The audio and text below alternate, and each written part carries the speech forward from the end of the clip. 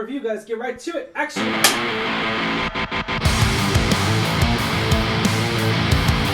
What's going on, Alamo City Movie Talk fans? As always, I'm your host, Ryan D. from Ryan City.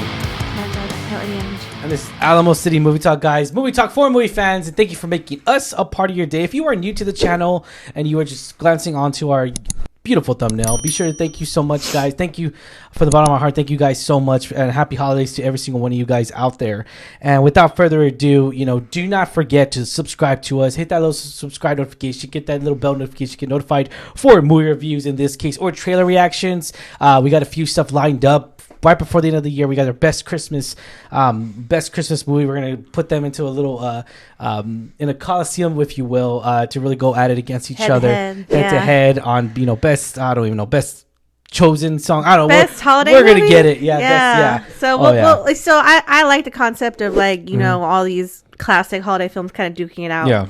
So I can't wait to see how that goes. Yeah, definitely. And then also be on the lookout as well, guys, because we got coming out probably towards the beginning of 2024 is going to be of course, our best movies of 2023, which I'm really looking forward to making that video. I really am.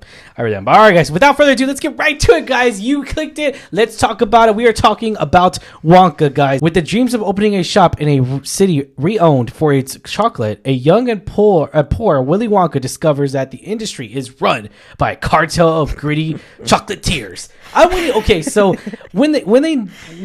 read the IMDb of this, but I think Hollywood counts a cartel different than what I count a cartel. A little bit more different. I'm gonna say that. I want to leave that. Well, let it sink in a little bit. But Angela, to be fair, yeah.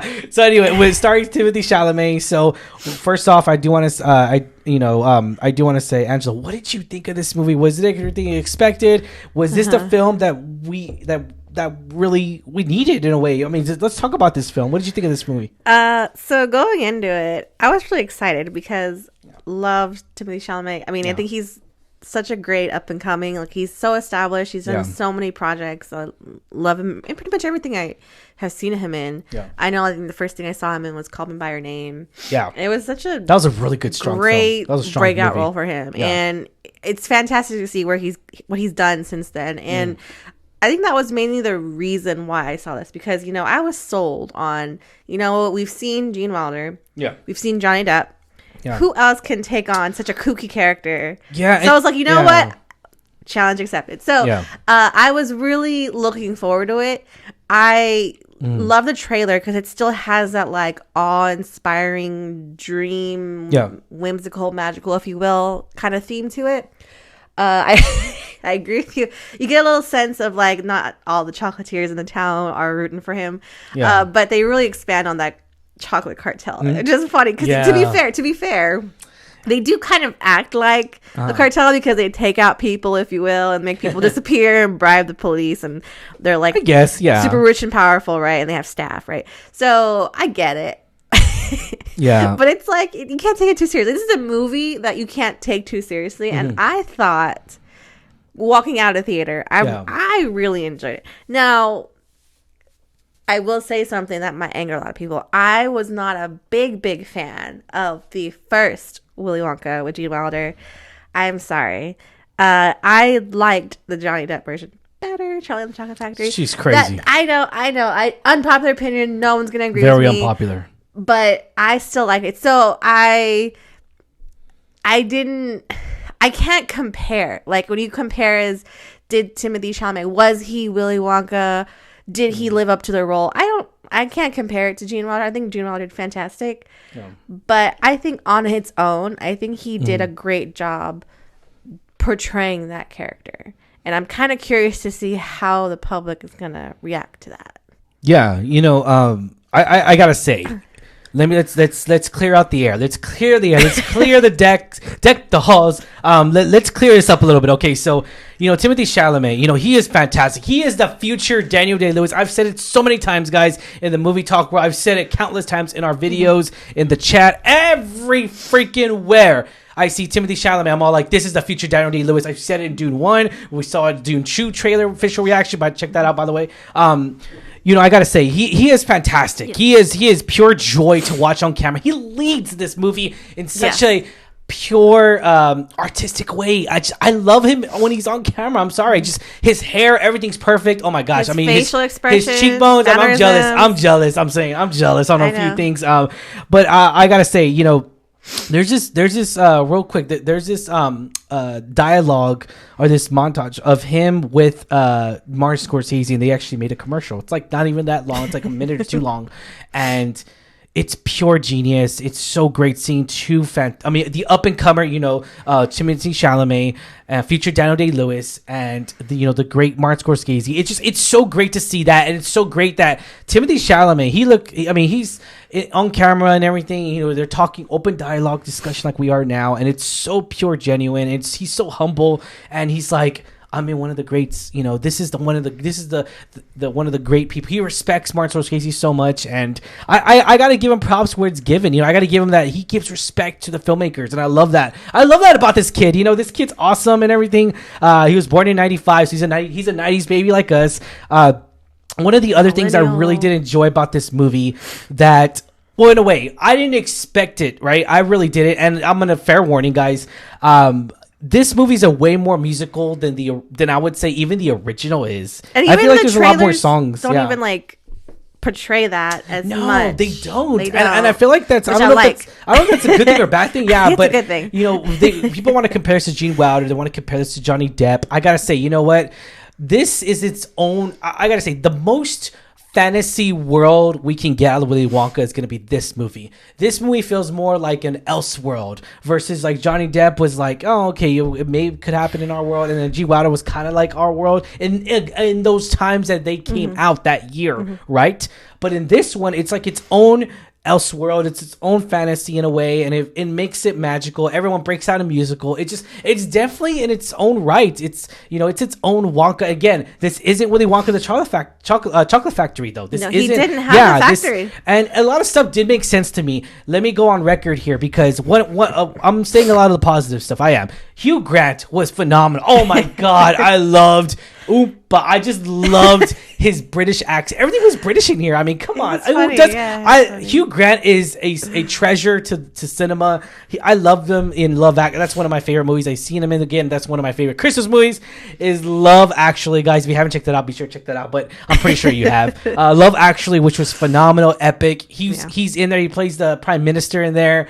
I just love his quirkiness. I love his comedy in here, even more so in this film as well. A lot of it makes sense to where his genre comes from, where his background is in a way to where like this is where my strong suit is. He doesn't overexceed on his acting skills. He's just like, I know what I'm good at, and that's good. That's good to a certain degree.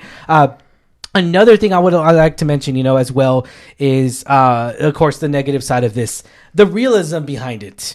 Now, there's a realism to where we do see certain people that he does partner up with, which doesn't make sense to me in a way. Does it? Whatever. It is what it is. Certain stuff that didn't make sense to me. We're not going to mention any spoilers, but about a certain missing child, how they would give up on them so easily. I thought that was very connection or communicated in a way to where like, how can he trust this evil? And he's grinning. You can just tell. That's the thing. When you can tell, like, ha ha ha. Like, it just like, I just thought that was very, again, we go back to where like it's silly. It's a silliness. It relies on that. It's a film that you can't take too seriously. I get it, but that didn't bother me. I'm sorry. Yeah, I know you're picky. Again, that's the small details that I like to really talk about in the movie talk. But yeah, it's just small little details here. But again, it goes back to where like I don't mind the silliness, but sometimes it exceeds itself, and I feel like it really it really takes me out of the movie in certain scenes, I guess. And I know Lex had a pacing issue. I kind of did in a way. Pacing issue was kind of It wasn't as bad as he thought it was. But I gotta say, the pacing issue was very, very minimal with me. And this film came out to be an hour and 56 minutes, which I really believe they could have cut down at least like 15 minutes out of it. I really could have, but no, I wouldn't have wanted to see it. There's no sequel announced. There isn't.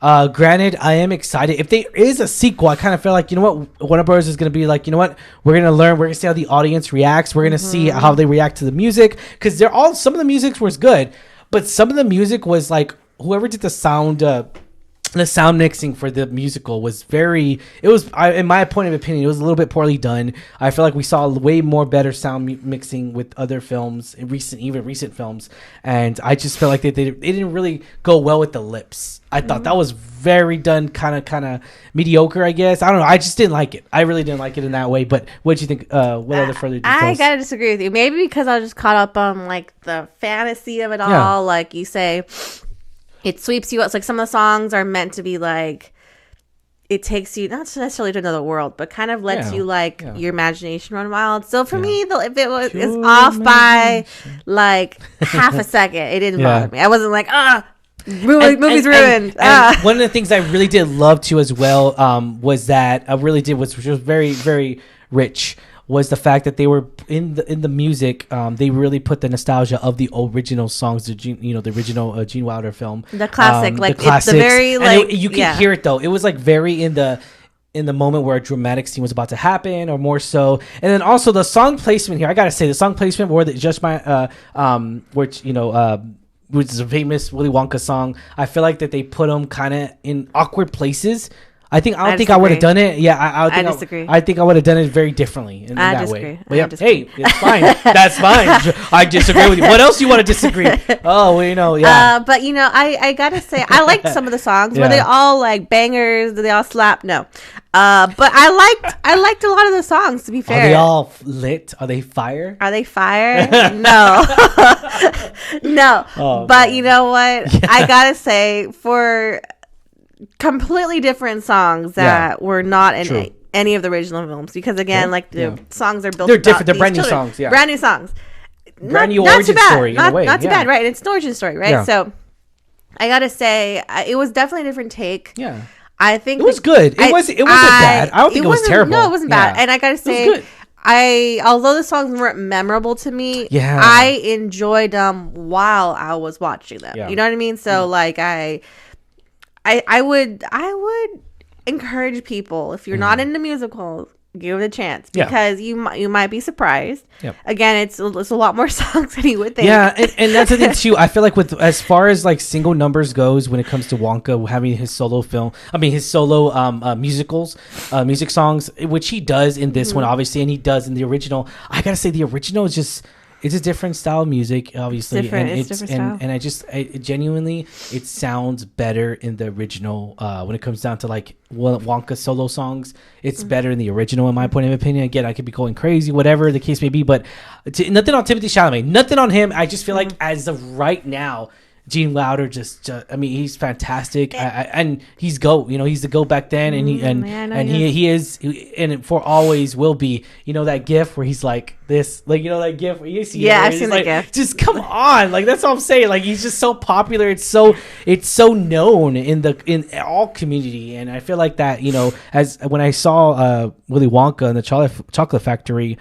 It was very different, especially even more so because we saw it later in life. We were 90s babies, and so it just felt genuine watching it, and it felt magical watching it back then. And this one did, but not as strong as the original. Again, this isn't a terrible movie. I think this is better than the Johnny Depp version, in my point of opinion. But but anyways. Without that being said, the best Oompa Loompa though is gotta be Hugh Grant. I'm sorry. Yeah, I would say I wasn't completely 100% sold on Hugh Grant because I'm not a fan of Hugh Grant.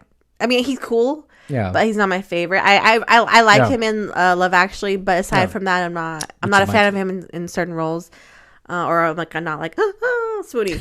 So true. But I will. He was funny. I gotta say, and this is the thing about this film. It had its moments where it was just funny. Yeah, I loved. It's so random, but I loved the chocolate addicted cop chief of police. Keegan-Michael Key. Keegan-Michael Key, yeah. Oh my god, he's in the trailer, so it's great. He was great. I think he was. I loved him. I love him in anything he does, but he was so fantastic, and he doesn't. Keanu. It's like it feels like it's his style, Yeah.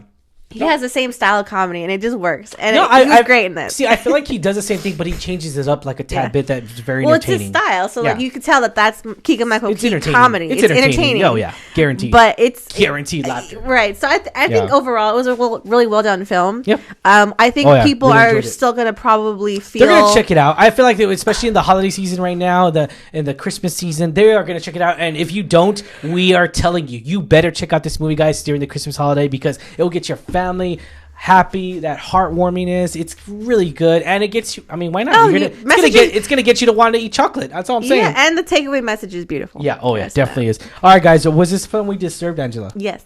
Okay. Absolutely. Yes, I'm gonna say absolutely as well. Now we go to the ratings. This is where we get a little bit, hit kind of in the middle. Not really. Let's see where we're at now. So rating 1 out of 10, 10 being the highest. Angela, we need to give it a rating. I'll give it a 7. Because I really liked it. Like I said, I liked the songs. It was entertaining to me. We're on point. I'm a 7 as well. Yeah, and I think the cast did great. I think it was just funny in the right moments. It was, it had a tearful message. It has a takeaway. It has a purpose besides chocolate. And I think I know it will not compete with the original with Gene Wilder. Yeah, but it's fine. That's the thing too. It's fine. Yeah, when we talk about movies though, you have the original and then you have this one as well. I completely agree with you though. Yeah, one or the other. But a 7 for me, I would say. Okay. A solid 7. Nice. I'm going to leave it a solid 7 as well, ladies and gentlemen. Paul King is the one that directed this film, and he's the one that just got done doing Paddington 2 and Paddington. Those are good movies. Which is just... If you haven't seen either one, Paddington 1 or 2... They are both fantastic, pure joy. They're so in cinema, good family. And they were well received by the critics. They were well received by a lot of people. So if you haven't checked those movies out, what are you doing? You gotta check it out right now. But anyways, thank you guys so much for making this a part of your day. Obviously, I'm giving it above average rating. We do recommend this movie, guys. As always, be sure to check this out. And as always, we'll see you in the theater. As always, I'm your host, Ryan Diego, Ryan 680.